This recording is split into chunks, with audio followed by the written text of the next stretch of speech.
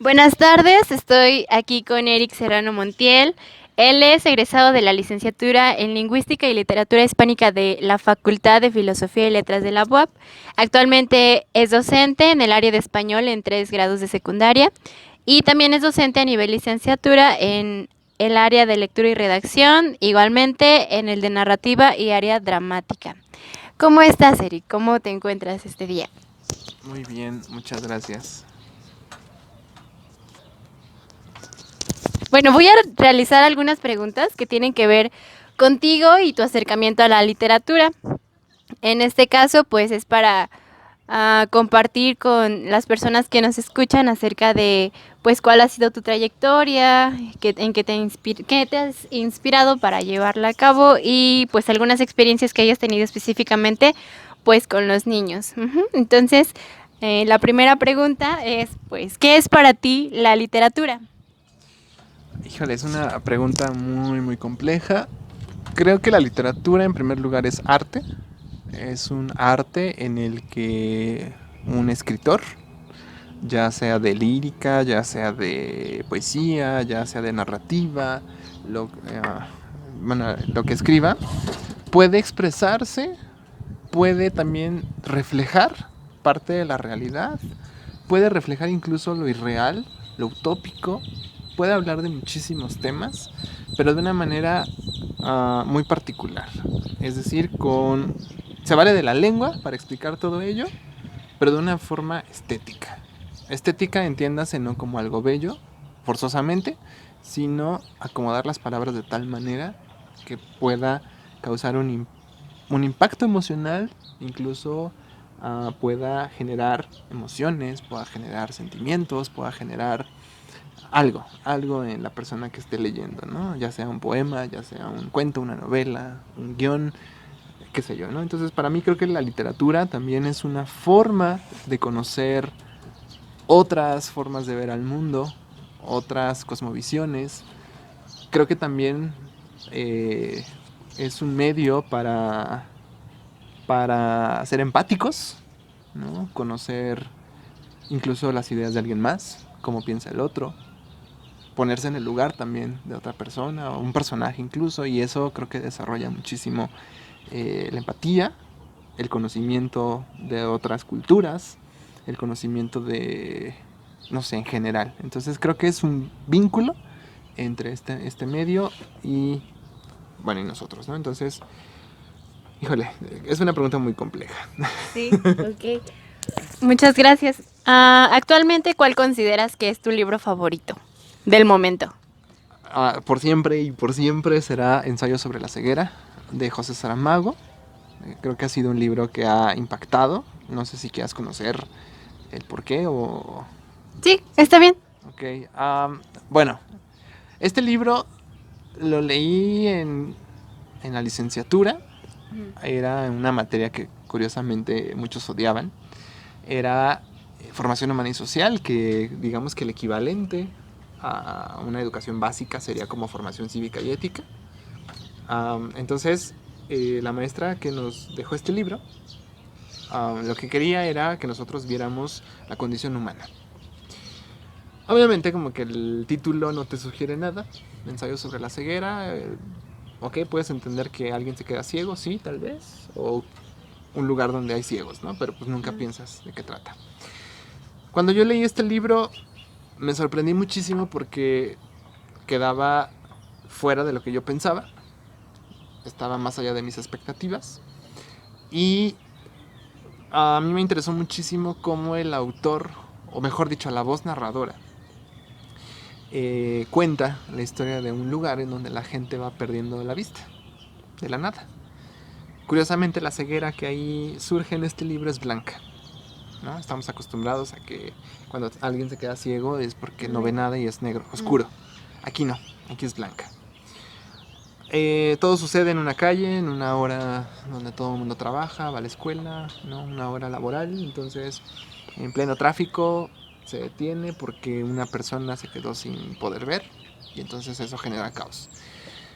Alguien se anima a ayudarlo y de repente esa persona pasan algunos días y se queda ciega. Y entonces parece ser que esta ceguera es contagiosa, ¿no? Algo así como lo que estamos viviendo actualmente con lo del COVID-19. Bueno, algo así puede ser. El chiste es que las personas de ese lugar van quedando ciegas, pero nadie se explica por qué. Nadie se explica de dónde surge y demás. Bueno, sin afán de contar toda la historia, se les obliga a las personas que quedan ciegas a estar en una cuarentena, aislados de todo el mundo. El gobierno se hace cargo, pero hasta donde puede. Se les da comida, se les da lo necesario para sobrevivir. Sin embargo, pues la situación se pone más difícil porque como van llegando más, entonces ahí mismo algunos quieren aprovecharse de otros, ¿no? Quieren aprovecharse de la situación y es curioso porque ahí mismo se empiezan a establecer como grupos de poder, ¿no? Entonces, como la comida tiene que llegar, pero el gobierno no asegura que a todos les llega porque buscan el menor contacto posible, entonces ¿saben qué? Ahí están las cajas y ustedes saben cómo se dividen la comida. Entonces no hay como una garantía de que todos reciban esta comida, ¿no? Estos productos. Entonces, lo que hacen ellos, es obviamente sí repartírsela en partes iguales, pero hay un grupo que dicen, bueno, pues tenemos que sacar algo de esto. Y entonces empiezan las mafias, empiezan los grupos de poder, y entonces ahí digamos que se va narrando cómo el ser humano puede ser incluso antiético en su manera de actuar, a pesar de un conflicto de salud, que en este caso es una ceguera, de cómo es que el poder también se puede dar en grupos vulnerables, de cómo el poder también se manifiesta en la desgracia, ¿no? Entonces, obviamente al ser el alimento un producto de primera necesidad, obviamente las personas tienen que buscarlo. ¿Por qué? Porque tienen hambre y porque de eso depende. Entonces, en algún momento, el grupo que tiene el control de todo ya no le basta con pedir el poco dinero o los objetos de valor que tenga, como pulseras, anillos. Cuando eso se acaba, entonces tienen que cobrárselas de alguna manera, ¿no? Entonces, el que hayan pedido satisfacer sus deseos sexuales con las mujeres de los otros grupos, pues sí, ¿no? Está el dilema de accedo, no accedo, tenemos que comer, muchas personas que están aquí son mi familia, dependen de mí, entonces, ¿no? ¿Hasta dónde puede llegar el ser humano? Una, con el poder, y hasta dónde puede llegar el ser humano con tal de sobrevivir, con lo más básico. Obviamente esto se sale de control. Sí hay, obviamente, sometimiento sexual hacia las mujeres, pero ellas de alguna manera accedieron a ello para poder sobrevivir y para poder alimentar a sus esposos, alimentar a su familia. Obviamente es una condición triste, ¿no? Porque si te pones a pensar, dices, bueno, yo lo haría, ¿no? No lo haría, o hasta dónde llegaría yo si tuviera mucha hambre. Entonces, cuando la situación se sale más y más de control, ya nadie se hace cargo de ellos. Tienen que salir. Obviamente hay muertes, y espero no spoiler la historia, ¿no? Pero hay muertes dentro de ese lugar. Y al final, cuando estas personas salen, bueno, hay algo que omití. Una persona de las que está ahí no pierde la vista. Y es testigo de todo lo que sucede. Entonces, aquí viene, ¿no? La pregunta, ¿será cómodo ver? ¿O será preferible no ver? ¿No? Entonces, esta persona, que es una mujer, la esposa de un médico, es testigo de ver cómo entre todos se lastiman, ver cómo hay crueldad, ver hasta dónde llega la gente. Entonces, cuando salen de este lugar, ella obviamente los guía porque puede ver, obviamente tiene que fingir que no ve, ¿no? Para no levantar sospechas, y ella misma se da cuenta de las escenas, ¿no? De cómo las calles están vacías, de cómo las calles están con mucha basura, de personas que están con esta ceguera, pero que también buscan subsistir y al final tratan de meterse a casas, robar si es necesario, entrar a los supermercados y como puedan vaciar, ¿no? Sí. Pero tienen un gran obstáculo, no pueden ver, entonces tienen que estar como tanteando la situación.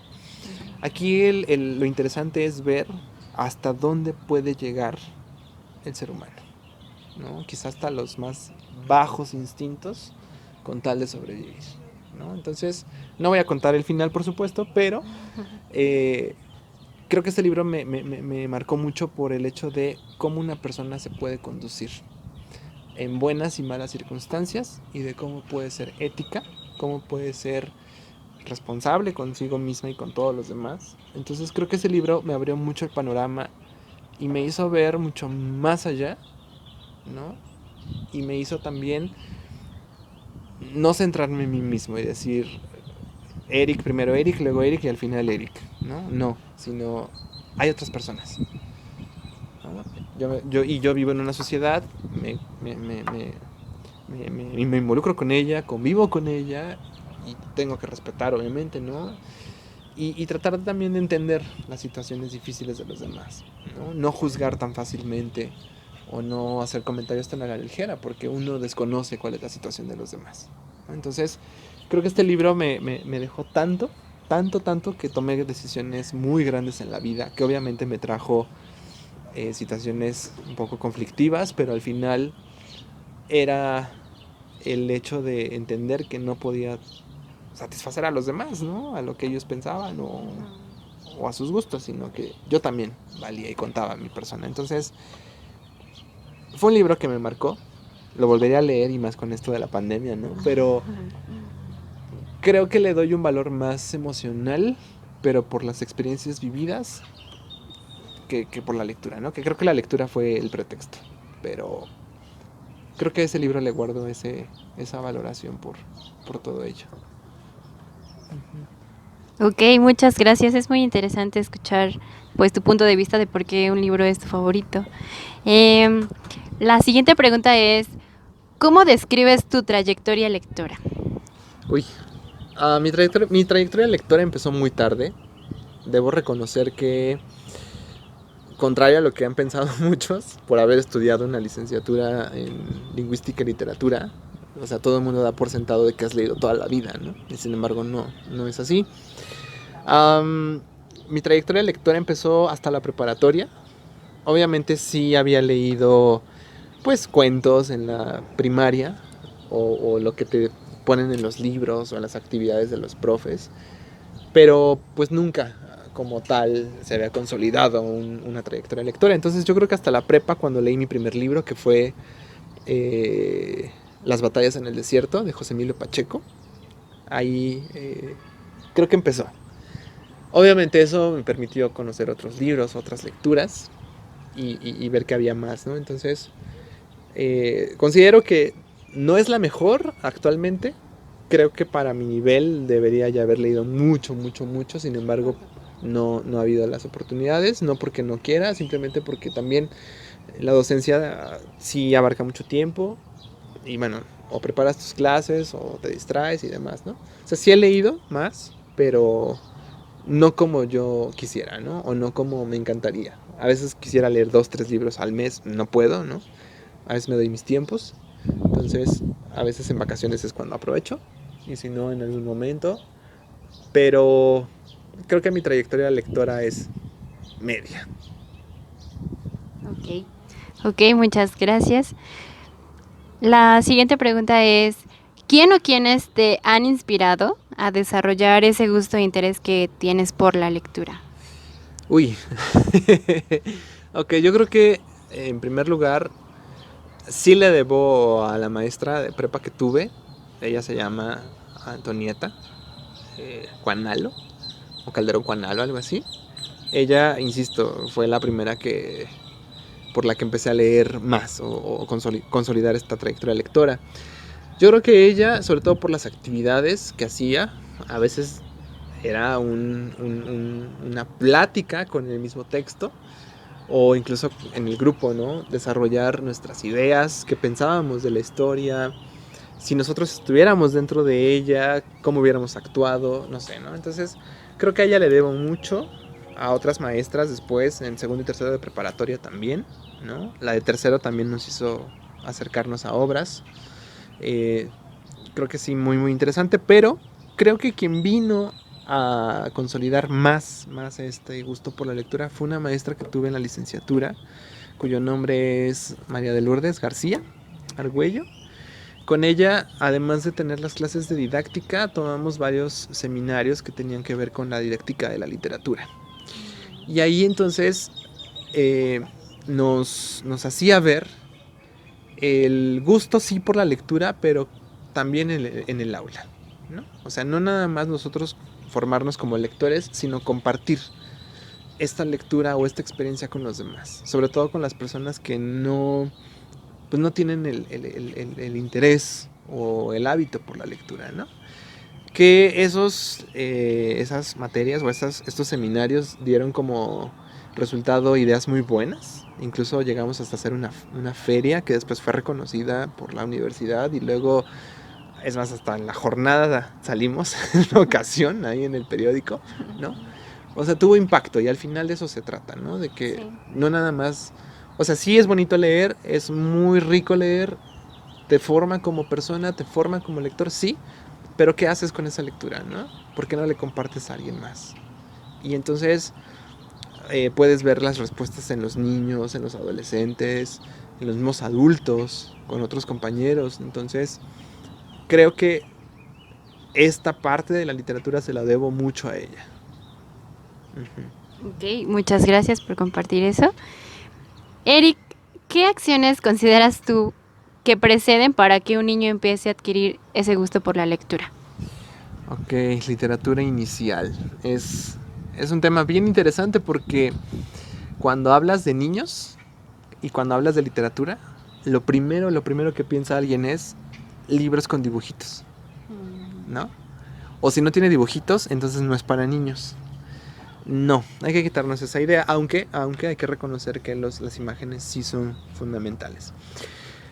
Hace algunos años trabajé en primaria, pero en algunas ocasiones a mí me pedían que acompañara a los niños de preescolar. Obviamente es un poco más complicado trabajar con ellos el área de lectura porque apenas están conociendo su lengua y apenas están identificando letras. Sin embargo, ha habido libros. Hay un autor muy conocido que es, si no me equivoco, Anthony Brown, que él tiene un libro que se cataloga como libro álbum. Los libros álbum tienen la característica de ser libros en los que predomina la imagen y cuyos textos se centran en una o dos oraciones, no más. Obviamente con los niños tienes que mostrarles las imágenes, pero también tienes que leérselas al mismo tiempo. Obviamente desarrollan habilidades lingüísticas, por supuesto, pero los niños al observar la imagen también van construyendo una propia historia. Sí toman parte de lo que tú les cuentas, pero también la van construyendo con lo que saben. Entonces, ya ir enfocado a la pregunta, ¿qué precede?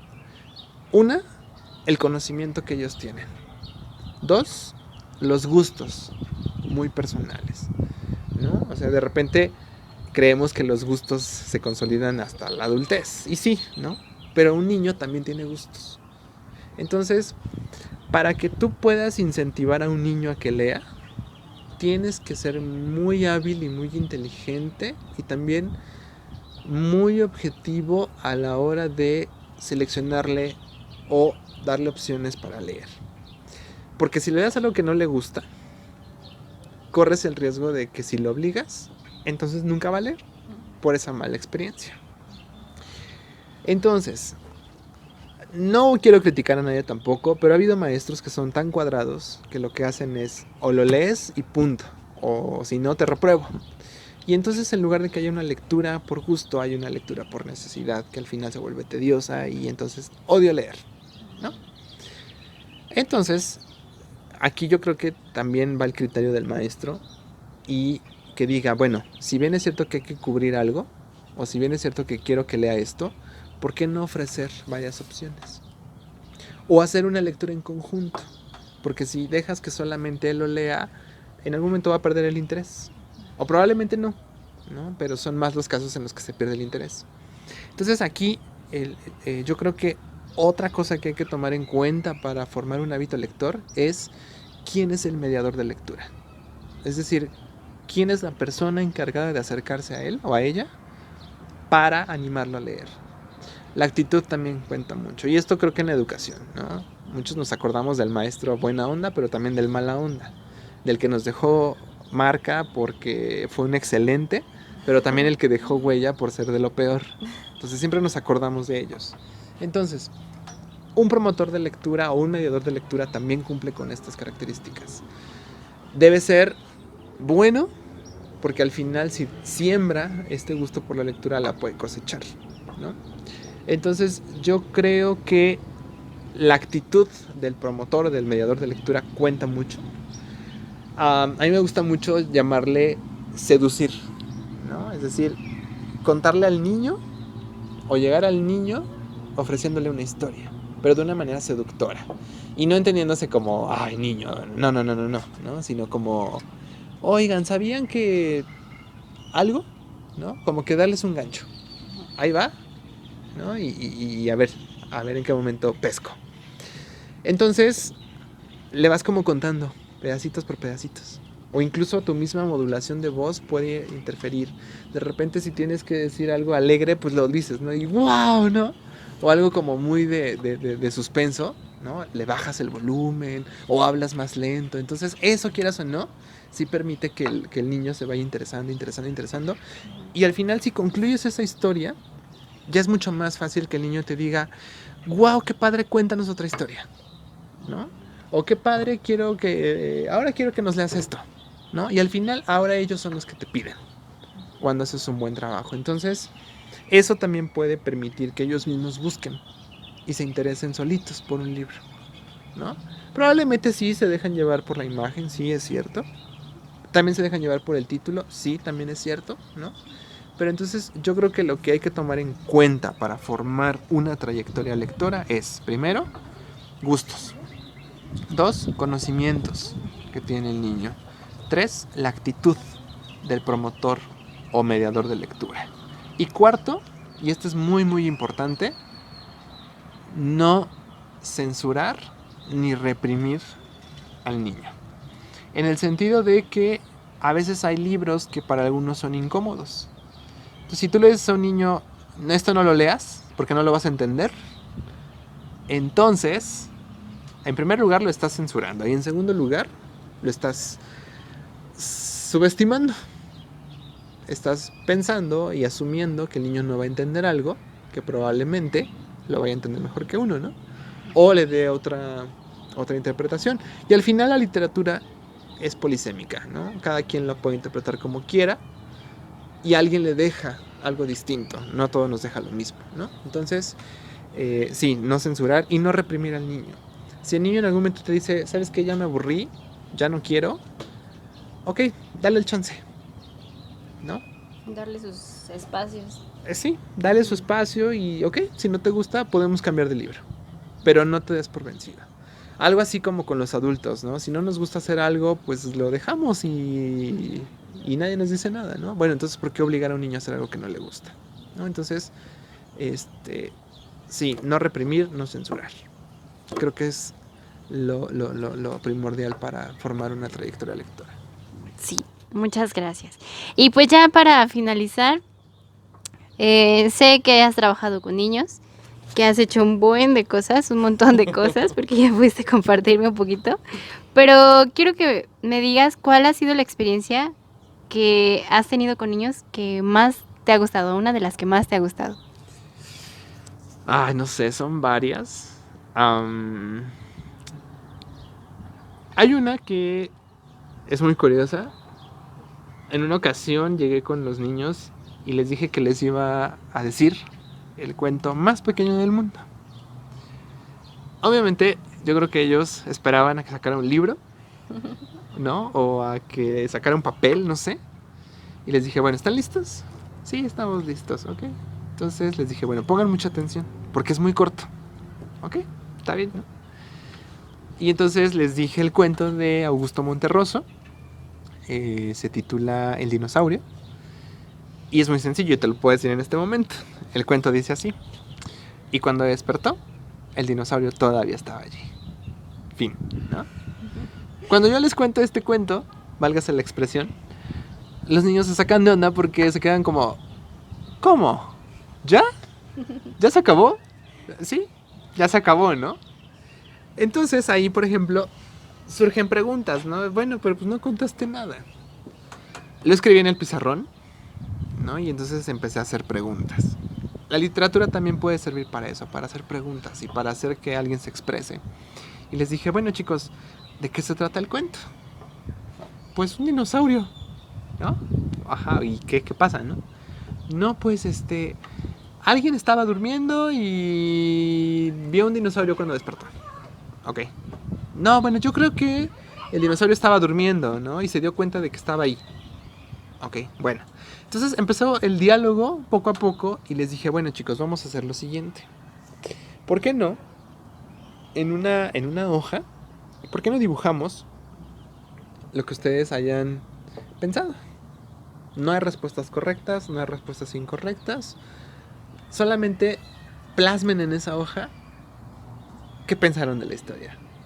¿Quién despertó? ¿Por qué el dinosaurio estaba allí, no? Entonces les di algunos minutos para que hicieran su historia y fue bien chistoso el ver los resultados.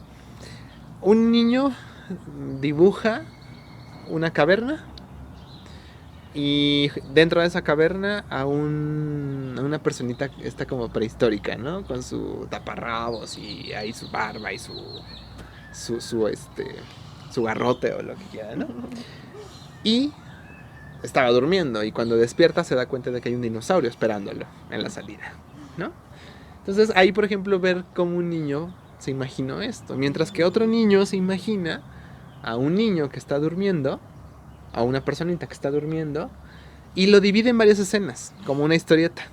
Entonces en una escena pone a alguien durmiéndose, en otra escena pone a un dinosaurio que llega a ver a esta persona durmiendo, no pasa nada. En una tercera escena el dinosaurio se pone a ver televisión, en otra escena el dinosaurio se va a la cocina y se va a preparar algo de comer, en la quinta escena llega de nuevo a la recámara y ve a la persona durmiendo, y en la última escena la persona se despierta y se asusta de ver al dinosaurio ahí.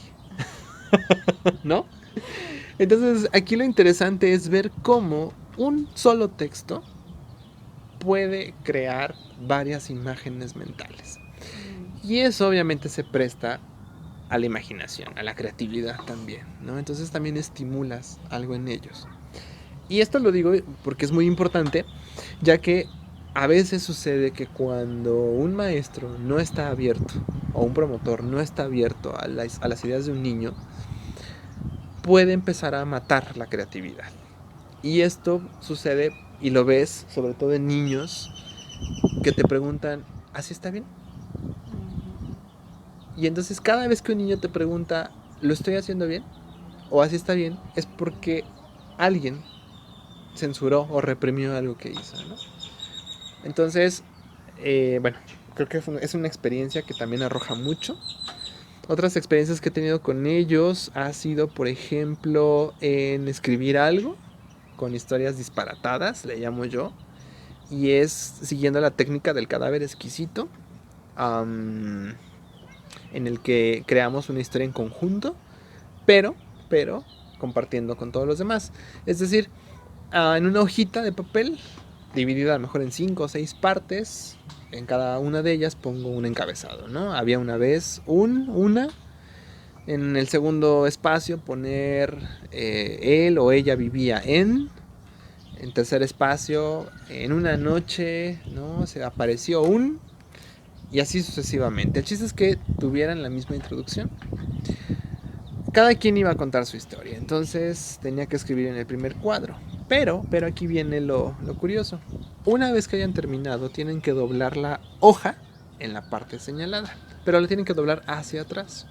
De manera que tienen que continuar su historia, pero con otra hoja. Y entonces todos tienen que compartir sus papelitos y cambiar entre ellos para que se siga desarrollando la historia. Y una vez que hayan terminado, vuelve a suceder lo mismo. Se dobla la hoja hacia atrás, se comparte nuevamente hasta lograr terminar la historia.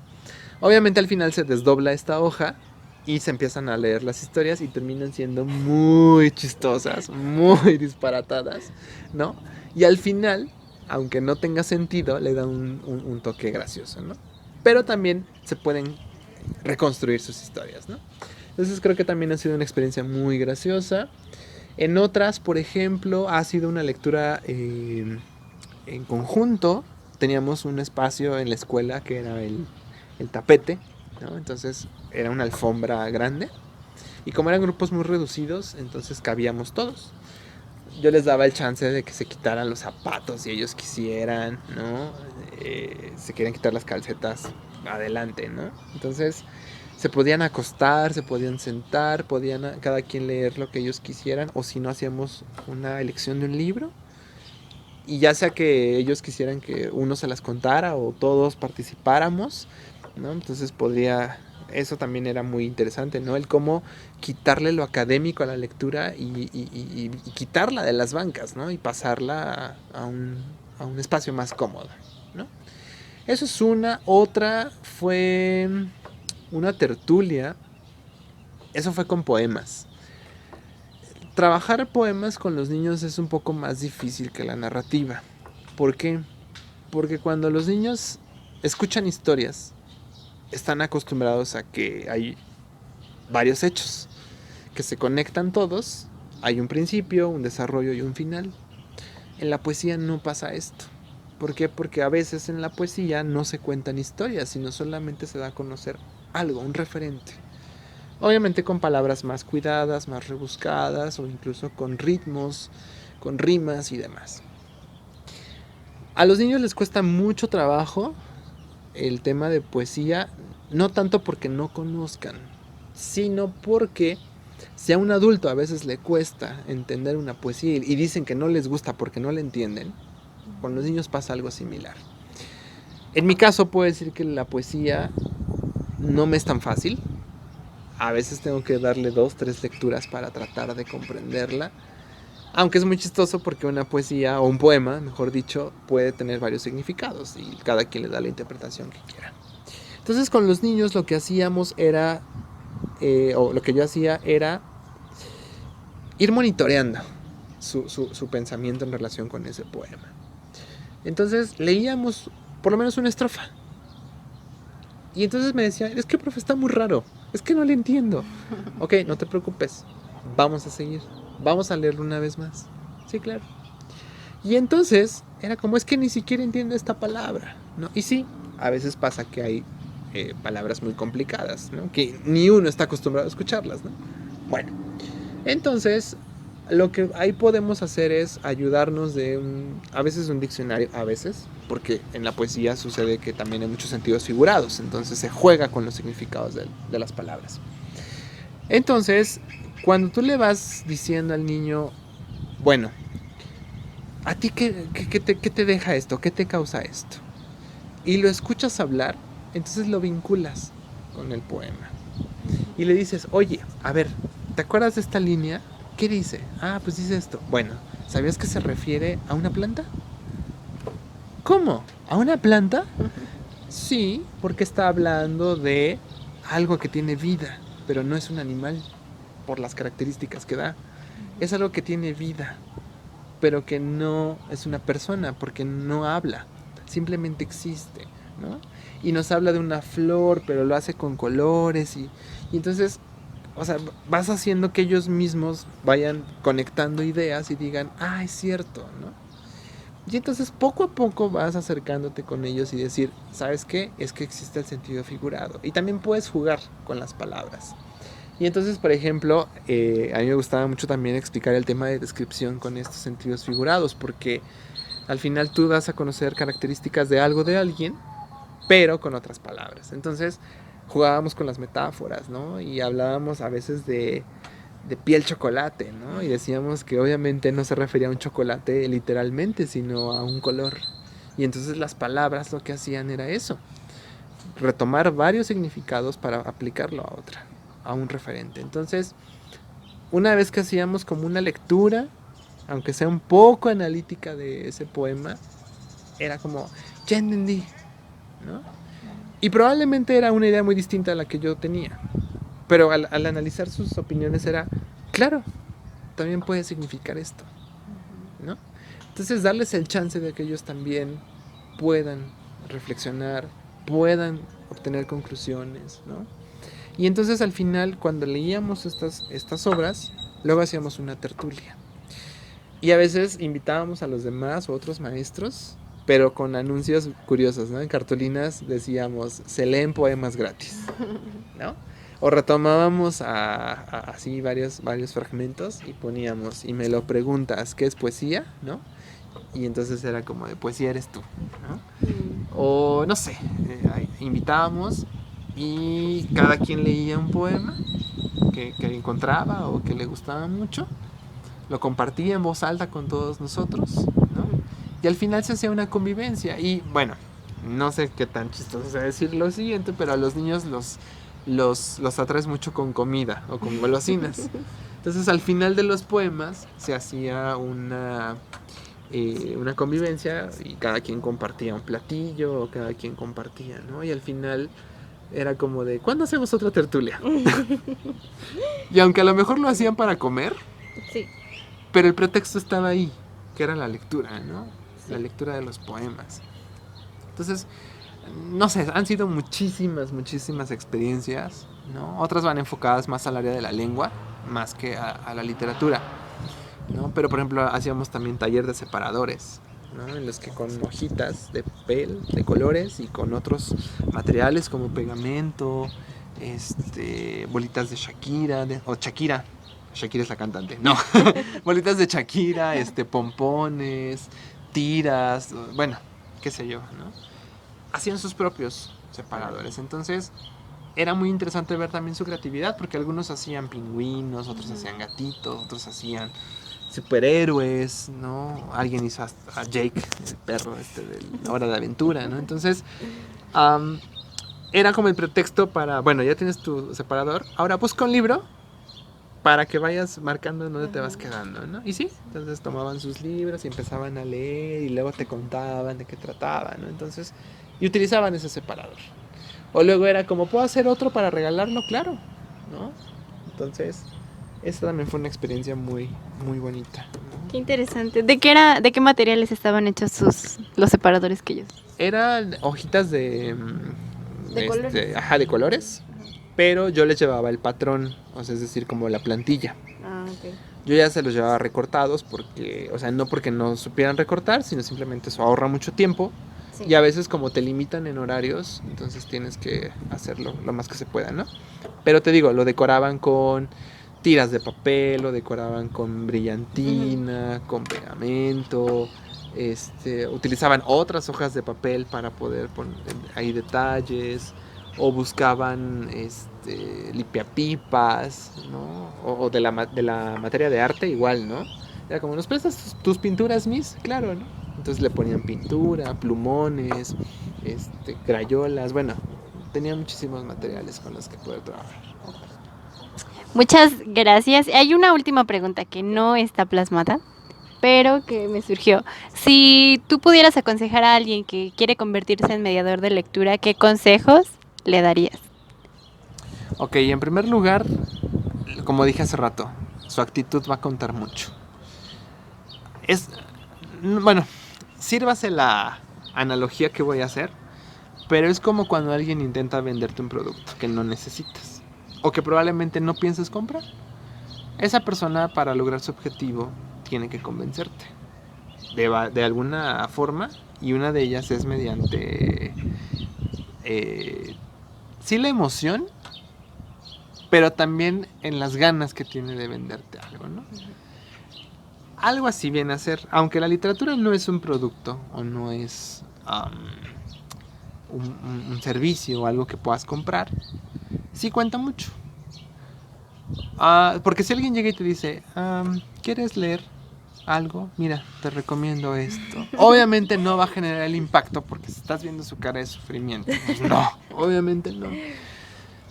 En cambio, si llega, oye, fíjate que encontré un libro buenísimo y no, bueno, o sea, te cuenta maravillas de él, o te cuenta, o te invita, porque ni siquiera te lo cuenta completamente, como que te genera el clic o el gancho para que tú te acerques y lo leas. Entonces, creo que, insisto, lo primero que yo recomendaría es la actitud, que tenga una actitud buena. 2, Hace rato dije algo de la seducción. Es eso, invitar a alguien a que se interese por lo que quieres que lea, ¿no? 3.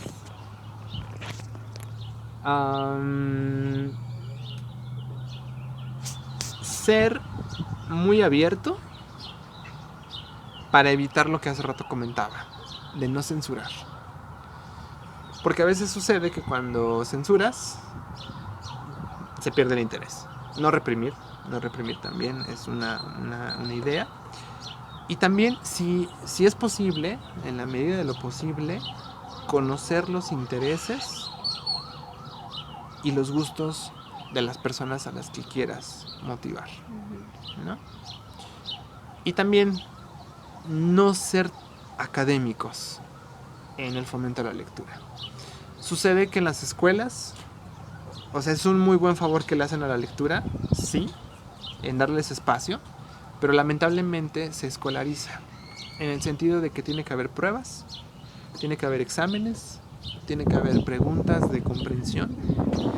Y no es que esté mal, no, pero cuando tú escolarizas la lectura, entonces pierde el valor de lectura por placer o lectura por gusto o por hábito, sino que ya es una lectura pues más mecánica para recuperar información y ya, ¿no? Entonces sí quitarle esta marca de escolarizada, ¿no? Entonces creo que eso sería lo que recomendaría.